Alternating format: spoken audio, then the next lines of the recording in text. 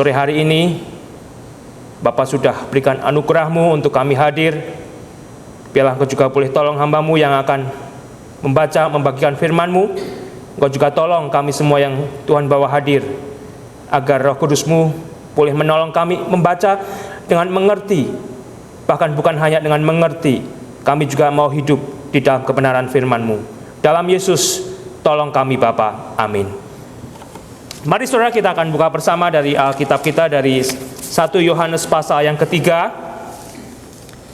1 Yohanes pasal yang ketiga, kita akan membaca ayat 1, 2, dan 3. 1 Yohanes pasal yang ketiga, ayat 1, 2, dan 3 akan kita baca bersama.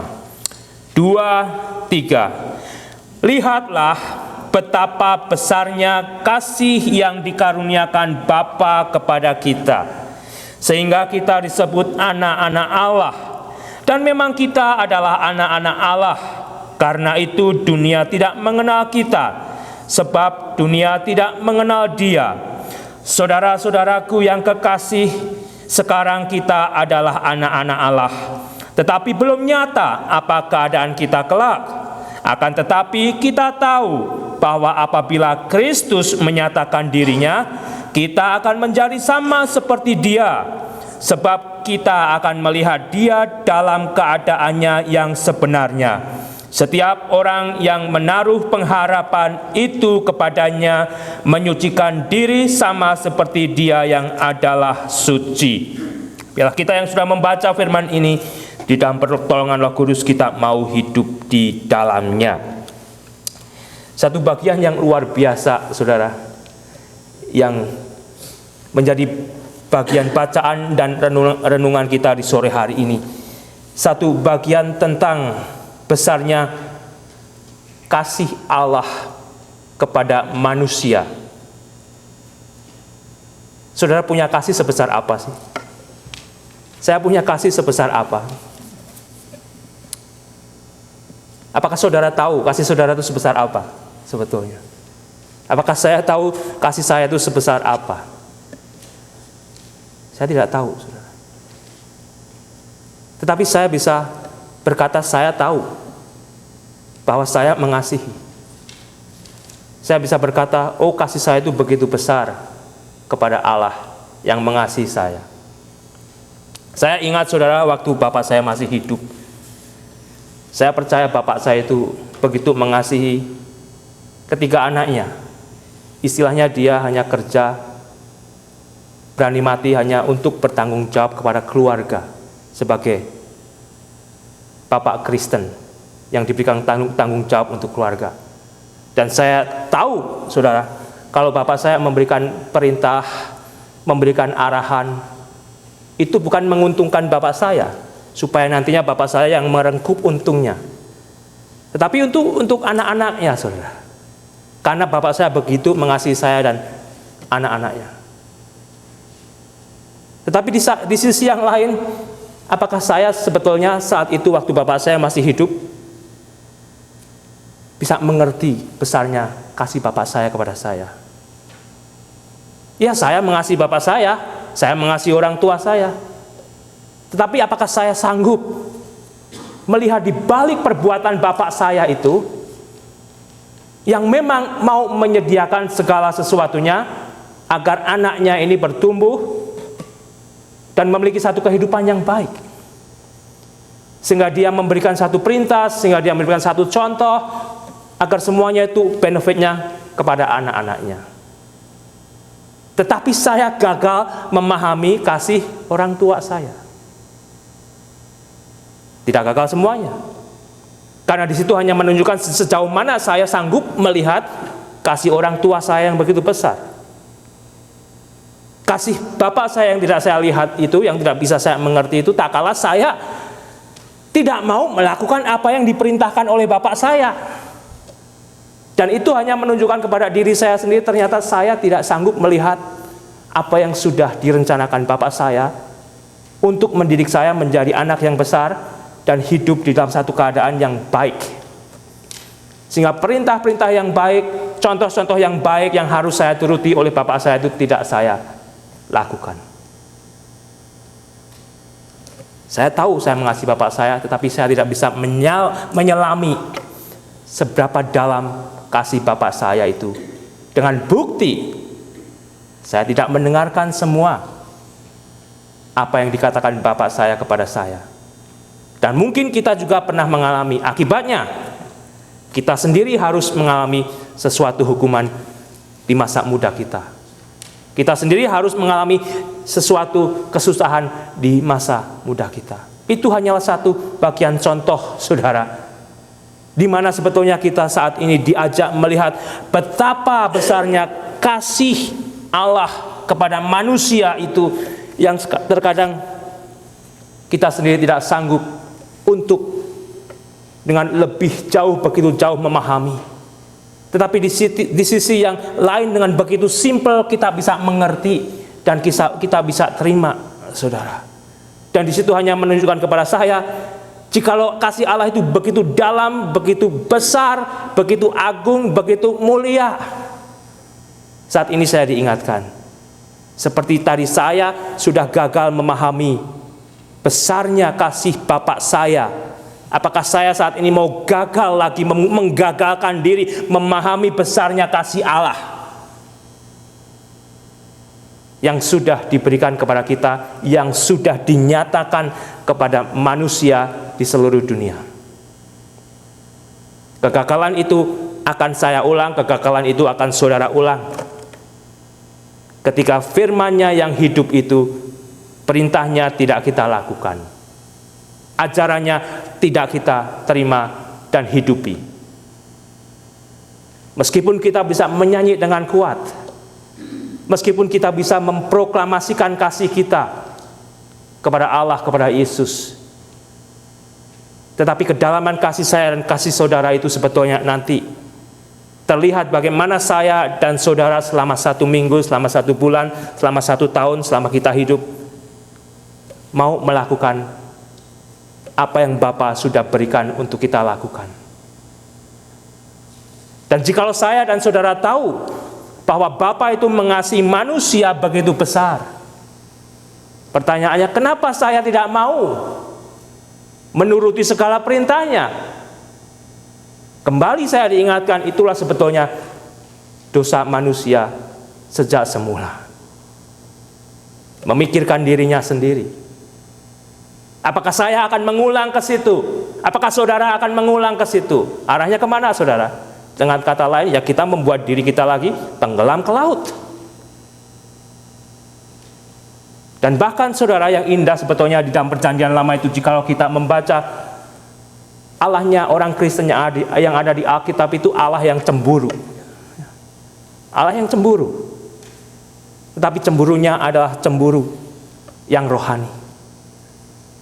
Cemburu agar anak-anaknya itu mau mendengarkan Allah yang memberikan perintah, agar anak-anaknya akhirnya tidak membuka diri, memberikan diri dan akhirnya ditawan di dalam kegelapan. Dia cemburu jikalau anak-anaknya akhirnya keluar daripada pelindungan Allah sendiri dan mengikuti Allah-Allah yang lain. Dan mau kemana kalau mengikuti Allah-Allah yang lain? Tidak ada harapan, saudara, pada akhirnya.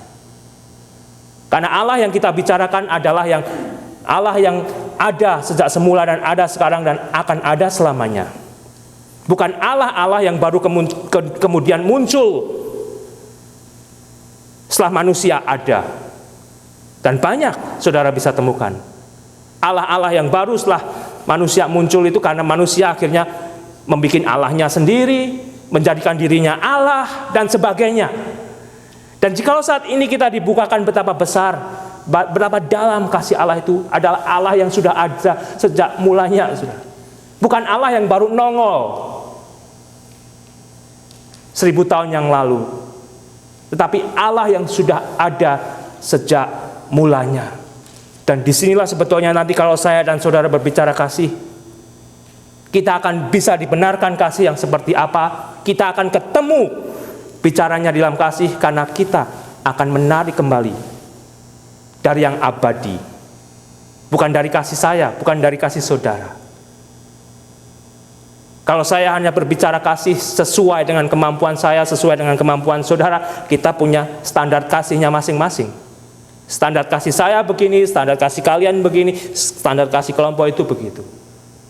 Tetapi standar kasih sebagai orang percaya adalah kasih yang Allah sendiri sebetulnya berikan kepada manusia, yang sudah diwujudkan bukan hanya di dalam kata-kata, nubuatannya sudah digenapi di dalam diri Yesus. Jadi kasih Allah bukan hanya berwujud firman, berwujud perkataan, tetapi firman dan perkataan itu sudah dijadikan wujud di dalam diri Yesus, yang selama 2 tahun ini diberikan bagi dunia untuk menjadi jalan keselamatan. Jadi Yesus yang mengasihi saya dan saudara itu memang adalah Yesus Juru Selamat yang dijanjikan oleh Allah, yang sudah ada dulunya. Bukan Allah yang baru muncul 1000 tahun setelah Yesus, bukan. Sehingga saudara nanti bisa mendapatkan satu pertolongan. Bagaimana dengan Allah ini? Ya, Allah ini baru muncul kapan, saudara? Sehingga dari mana jikalau Allah ini berbicara kasih? Dasar kasihnya dari mana? Dasar kasihnya untuk siapa?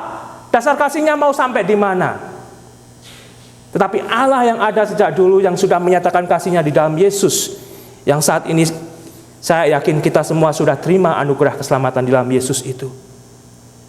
Kasih yang diberikan ini akan membawa kita nantinya bersama Dia di tempat di mana Yesus berada. Kasih ini tidak akan hilang ketika kita mati, ketika pemimpinnya yang menciptakan kasih ini mati. Tidak, saudara.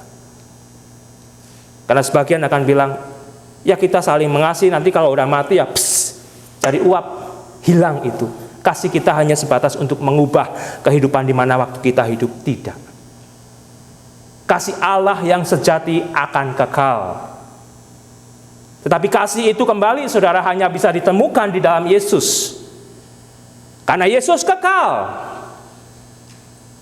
Dan Allah-Allah lain tidak kekal. Allah-Allah lain yang menjanjikan kasih, mereka tidak kekal. Tetapi Yesus kekal. Dan Dia akan kembali kepada kekekalan.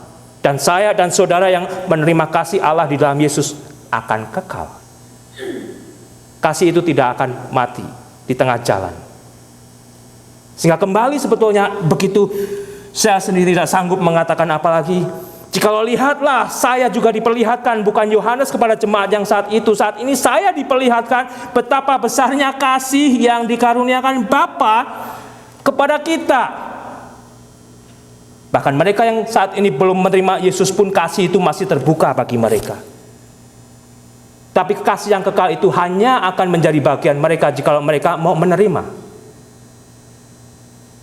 Dan kesempatan untuk menerima kasih yang kekal yang akan membawa kepada mereka kepada kekekalan waktu masih hidup. Kalau mereka sudah mati, tidak mau menerima kasih yang kekal ini, tidak akan sampai kepada satu hidup yang kekal di luar daripada kesakitan. Sehingga kembali saudara, seberapa jauh saya dan saudara saat ini bisa mengerti, bisa memahami, tidak bisa. Tetapi kita tahu Yesus itu sudah hidup di antara manusia. Yesus itu sudah menjadi bagian sejarah dunia. Dan Yesus itu sudah mengasihi saya dan saudara dan sudah kita terima. Sehingga kembali kekuatannya saat ini bagi saya sendiri, saudara. Saya didorong melihat kegagalan saya mengasihi, mengerti kasih orang tua saya, agar saya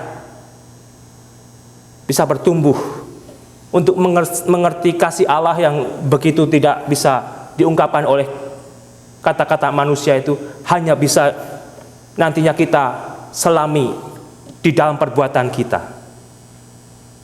Karena kasih itu sudah diwujudkan bukan hanya di dalam kata-kata. Kasih itu sudah Allah wujudkan di dalam perbuatan, memberikan Yesus untuk mati bagi dunia. Dan kasih itu akan menjadi wujud saya dan wujud saudara. Sebetulnya bukan tak kala saya berbicara tentang kasih, tak kala saya melakukan kehidupan ini, tak kala saudara pulang melakukan kehidupan saudara. Apakah kehidupan saudara dan saya nanti di luar daripada gereja mencerminkan bahwa saudara mengasihi Allah dan tahu Allah yang mengasihi saudara. Sehingga sebetulnya bahasa kasih itu sendiri bukan terbukti di dalam kata-kata nantinya. Bahasa kasih orang Kristen kepada Allah yang mengasihi kita, bagaimana kita hidup dari hari ke hari, dari waktu ke waktu. Sehingga jikalau saudara melihat katanya, saya akan rajin ke gereja, saya rajin ke tempat ibadah, saya mengasihi Allah, saya tahu Allah itu begitu kasih, tetapi ternyata saudara tidak melihat satu bukti manusia yang memproklamasikan kasih itu tidak memiliki kasih. Karena kasih itu bukan hanya proklamasi nantinya. Kasih itu akan mentransformasi, dan transformasi perbuatan itu yang sebetulnya menjadi satu tanda sebetulnya di mana saya mengasihi dan tahu Allah yang mengasihi itu, kita balas cinta kasihnya. Sehingga kembali saudara, saat ini, apakah saya dan saudara mau mengulang kegagalan ini? Apakah saya dan saudara memberikan kesempatan kepada generasi muda kita gagal hidup di dalam kasih? Jangan. Karena generasi muda kita sebetulnya saat ini akan begitu susah melihat kasih Allah yang kekal, yang sejati. Karena generasi muda sekarang hidup di dalam satu kuasa yang lain yang menguasai. Bukan kasih Allah. Kasih yang mereka dapatkan adalah kasih yang hanya berapa menit. Kasih yang mereka praktekkan juga hanyalah kasih yang hanya beberapa jam. Karena asalnya bukan dari kekekalan, dan selesainya juga akan sesuai dengan yang menciptakan kasih itu, saudara. Bisa mengikuti, saudara? Dan kembali, apakah saya dan saudara bisa melihat kasih itu sendiri sebetulnya kekal? Tidak bisa saya jabarkan dengan kata-kata, tidak bisa saudara jabarkan dengan kata-kata, tetapi kita bisa mau lebih dalami melalui apa yang nanti kita bawa pulang di dalam keluarga, di dalam masyarakat, di tempat mana saya dan saudara bekerja. Segalanya itu akan mencerminkan bahwa ini aku menuruti, mempraktekkan apa yang Allah lakukan kepada saya. Ya, kembali saudara, batasannya bukan hanya sampai di gereja, batasannya bukan hanya sampai di dalam keluarga, tetapi luas. Dan kembali, jikalau nanti kita akhirnya melihat orang beragama termasuk Kristen yang banyak berbicara kasih, tetapi sebetulnya tidak mengerti kasih, disinilah kegagalannya. Disinilah kegagalannya.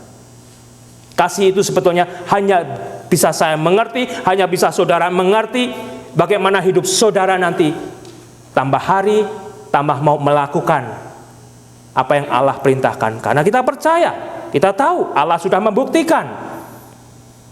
Firman-Nya hidup, janjinya kekal, akan dipenuhi. Alasan apa lagi?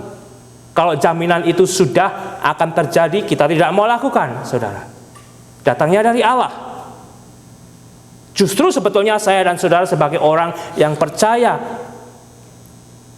mulai berani memproklamasikan janji Allah itu sendiri. Karena janji Allah itu hidup, saudara. Firman Allah itu hidup. Sehingga saudara mulai tiap hari kalau saudara di Facebook, ya satu ayat. Entah siapa yang tersentuh. Saudara punya hal yang lain. Yang bisa menyanyi, suka menyanyi. Nyanyi satu lagu di tengah kerjaan. Atau dengan cara yang lain, saudara. Itu hanya menunjukkan bagaimana saya dan saudara akan berbahagia, bersukacita dikasihi oleh Allah yang begitu mengasihi, yang kita sendiri tidak sanggup untuk mengerti kasih-Nya. Kita sebagai orang tua aja melihat anak-anak kita yang masih kecil di elementary, ya kalau dapat sertifikat honor roll, begitu bahagia kan? Ya. Anak kita mendapat President Award lagi, wah. Siapa orang tua yang tidak berbunga-bunga hatinya? Kita foto, kita masukin di media sosial, hanya menunjukkan sebagai orang tua bahagia. Tidak salah. Bahkan jikalau suatu saat mungkin saudara dipilih, oh dapat surat datangnya dari mana ini? Saudara diundang untuk 3 hari 3 malam tinggal di istana presiden bersama presiden. Apakah saudara mau diam-diam aja? Diam deh. Saya dapat panggilan dari presiden untuk tinggal bersama presiden. Tidak usah dikasih tahu siapa-siapa. Itu tidak normal kan? Ya. Normalnya sebagai manusia yang mempunyai satu emosi yang sehat, saudara akan kasih tahu kepada keluarga saudara, teman dekat saudara untuk membagikan bagaimana surat itu membuat saudara begitu bahagia. Tetapi bagaimana sebetulnya dengan Allah yang begitu mengasihi saya, begitu mengasihi saudara, begitu mengasihi manusia? Kita kemanakan dia? Adakah itu nantinya kembali memperbaharui hidup saya, merubah hidup saudara? Sehingga kita berani memproklamasikan bukan hanya dengan kata-kata. Kita akan berani memproklamasikan dengan kehidupan kita juga. Kata-kata dan kehidupan. Sehingga dari situ saudara, kita tahu bahwa nantinya apakah saya dan saudara hidup sesuai dengan dunia atau hidup sesuai dengan Allah. Kalau hidup sesuai dengan dunia, perbuatan saya, perbuatan saudara, perkataan kita akan diterima oleh dunia. Tetapi kalau kita hidup di dalam Allah, meskipun kita masih di dunia, belum tentu mereka akan menerima bagaimana saudara hidup. Belum tentu mereka akan menerima bagaimana saudara berkata-kata. Kok bahasanya lain? Kok bahasanya seperti bahasa malaikat katanya. Bahasa saya seperti bahasa Brong. Bukan, saudara. Bukan. Itulah bedanya jikalau saya dan saudara sudah diberikan anugerah keselamatan, dan bukan hanya keselamatan saja, kita disebut, dijadikan anak-anak Allah. Sebab dunia tidak mengenal dia. Mari kita lihat bersama dari Yohanes pasal yang ke-15. Yohanes pasal ke-15, mari kita baca bersama dari ayat 18-19, saudara. 18-19 dari Yohanes 15 yang ada kita akan baca bersama. 2-3. Jikalau dunia membenci kamu, ingatlah bahwa ia telah dahulu membenci aku daripada kamu. Sekiranya kamu dari dunia, tentulah dunia mengasihi kamu sebagai miliknya. Tetapi karena kamu bukan dari dunia, melainkan aku telah memilih kamu dari dunia, sebab itulah dunia membenci kamu. Orang Kristen masih di dunia sama saudara. Tetapi kita sudah bukan menjadi anaknya dunia. Kita sudah disebut anak-anak Allah. Jadi siapa yang kita dengarkan? Ya Allah, bukan dunia. Dunia bahasanya korupsi, dunia bahasanya kebohongan. Itu bukan menjadi bahasanya orang Kristen lagi. Dunia bahasanya saling menyakiti, saling membenci, saling cemburu. Itu bukan bahasa di mana Yesus sudah memilih orang Kristen. Dan kita sudah menerima pilihan Yesus. Dan kita disebutnya anak-anak Allah. Luar biasa. Luar biasa, saudara. Hanya sedikit saya tambahkan, jika saudara pernah mendengarkan di televisi, ada yang mengatakan, anak kucing apa, saudara? Anak kucing genjik? Bukan. Anak kucing ya kucing. Kalau anak kucing itu jadi dewasa apa, saudara? Ya tetap kucing kan? Kucing dewasa. Kalau kita saat ini sudah disebut anak Allah, masih anak. Nanti kalau kita dewasa jadi apa, saudara? Allah yang dewasa. Itu menyesatkan. Tetapi itu diajarkan. Di antara yang disebut tele-evangelis, penginjil-penginjil TV diajarkan. Dan saudara mungkin dari waktu ke waktu kalau suka melihat di situ masih ketemu, saudara. Kita disebut anak-anak Allah karena anugerahnya di dalam Yesus Kristus, dan kita tidak akan pernah jadi Allah. Dan disinilah sebetulnya salah satu tujuan daripada Yohanes menuliskan tulisannya, untuk mengcounter para nabi-nabi palsu, para guru-guru palsu, para penyesat. Saya dan saudara sudah dipilih di dalam Yesus untuk diselamatkan, dan kita sudah mau menerima anugerah keselamatan yang Allah sendiri sediakan di dalam Yesus. Kita sudah disebutnya saat ini menjadi anak-anak Allah. Ada satu bagian yang lain yang saya akan mengajak saudara melihat, saudara. Mari kita lihat bersama dari Efesus pasal yang pertama. Efesus pertama, saya akan mengajak saudara membaca ayat 4 dan 5.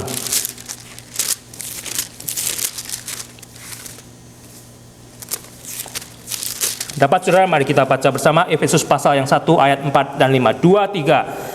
Sebab di dalam Dia Allah telah memilih kita sebelum dunia dijadikan, supaya kita kudus dan tak bercacat di hadapannya.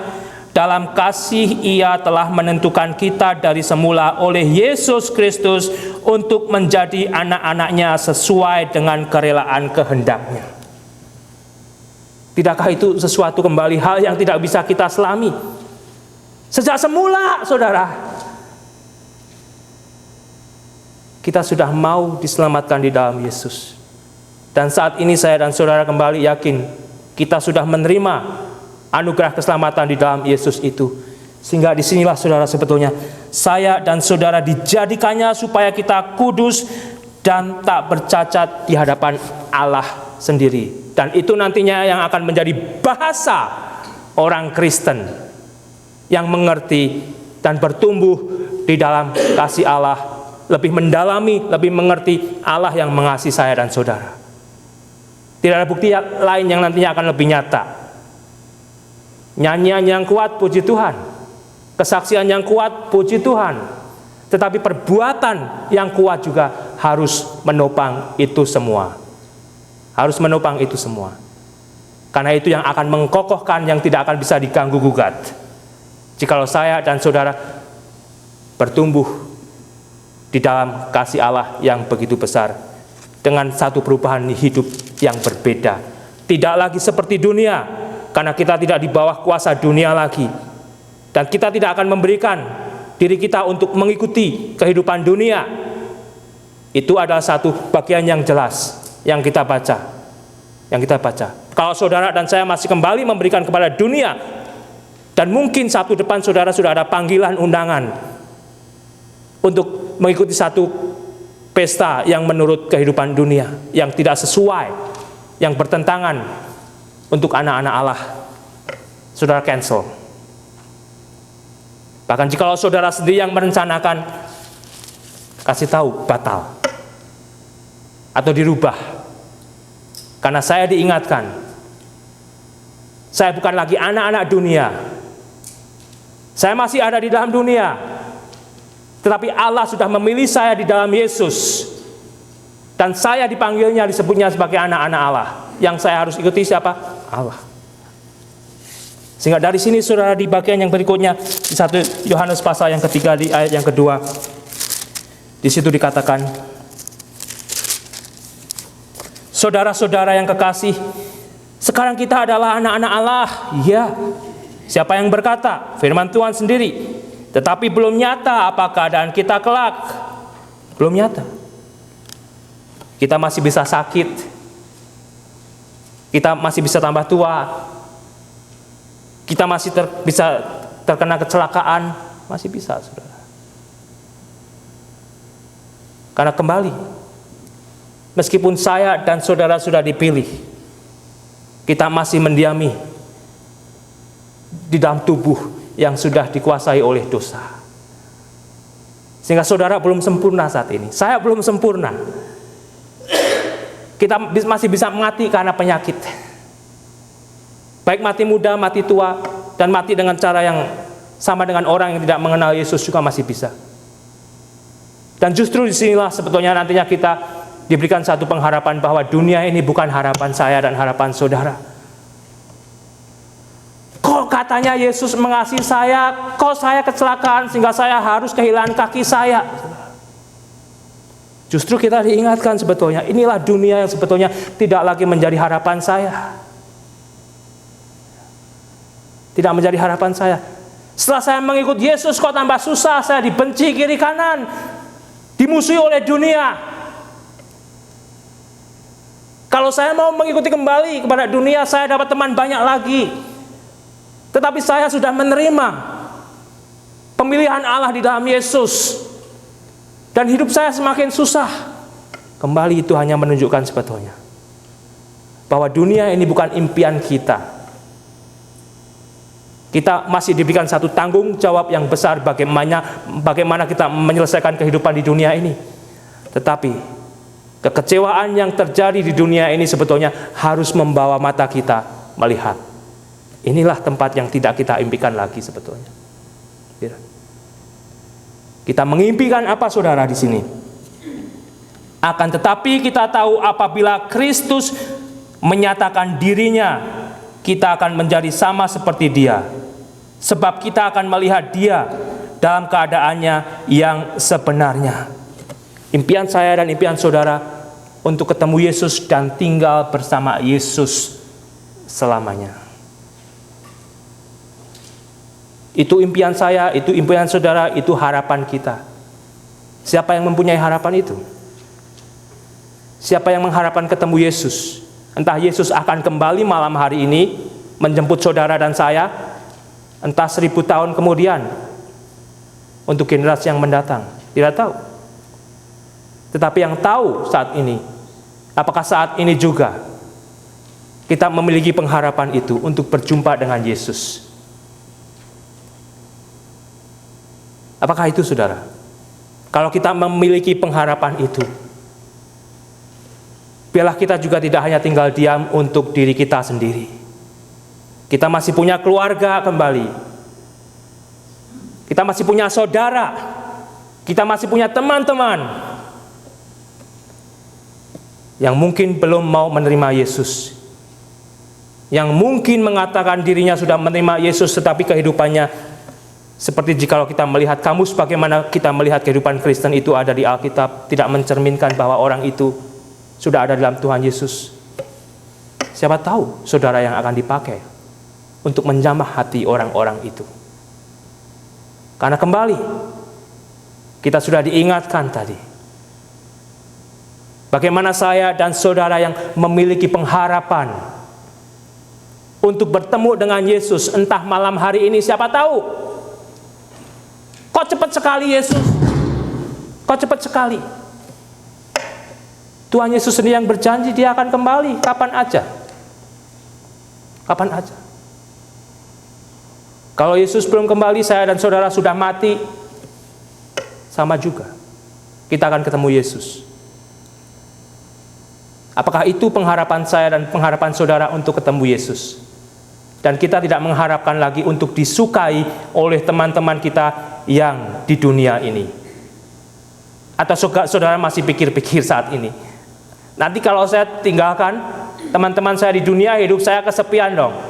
Ya, tidak ada lagi mabuk-mabukan, tidak ada lagi pesta pora yang tidak senonoh dan sebagainya. Apakah demikian? Itu tidak akan dialami di dalam bagian anak-anak Allah. Karena dia akan bertumbuh memahami bagaimana kasih Allah itu yang tidak bisa diterima oleh dunia, tetapi yang saudara bisa terima. Karena saudara sudah dicelikan matanya oleh Roh Kudus dan melihat mau kemana saudara pergi, mau kemana mereka pergi. Kasih yang kekal itu yang sudah saudara terima akan membawa kepada satu kehidupan yang kekal. Kasih yang kekal itu yang sudah diberikan kepada manusia yang tidak diterima oleh sebagian orang, tidak akan membawa mereka jika matinya tidak menerima kasih yang kekal itu kepada satu kehidupan yang kekal di dalam surga. Tidak, saudara. Sehingga bagian terakhir mari kita lihat bersama. Setiap orang yang menaruh pengharapan itu, jawab sendiri dalam diri saudara, apakah saya dan saudara menaruh pengharapan untuk bertemu dengan Yesus dan melihat bersama Dia selamanya, menyucikan diri sama seperti Dia yang adalah suci. Kembali, begitu personal, begitu pribadi. Saudara bawa pulang, saya bawa pulang, kita aplikasikan, dan kita teruskan kepada generasi di mana Tuhan masih memberikan waktu Karena mau tidak mau, saudara, jikalau saudara sudah dicelikkan matanya untuk melihat kenyataan kemana manusia akan pergi di luar Yesus, dan saudara tidak mau berbuat apa-apa, akan ada penyesalan. Akan ada penyesalan. Sudah dipanggil, dipilih, dan sudah mau untuk menjadi saluran berkat-Nya. Dan sehingga dari situ, saudara, jikalau saya dan saudara diperintahkan untuk menyucikan diri sama seperti Dia yang adalah suci, apakah saya bisa menyucikan diri saya sendiri, saudara bisa menyucikan diri saudara sendiri? Tidak bisa. Tidak bisa. Kita tidak bisa ke surga dengan cara kita sendiri. Manusia tidak bisa ke surga dengan caranya sendiri. Tidak bisa. Itulah bedanya sebetulnya nanti. Berbagai macam agama mereka mencoba untuk pergi ke atas. Tetapi di dalam Yesus, itu yang dari atas turun ke bawah. Yang dari bawah tidak bisa menjangkau ke atas, karena yang di atas itu suci, kudus. Tetapi Dia yang tidak berdosa sudah dijadikan berdosa, turun ke bawah. Supaya kita yang berdosa, yang menerima kasih yang abadi itu bisa dibawa ke atas. Itu bedanya, saudara.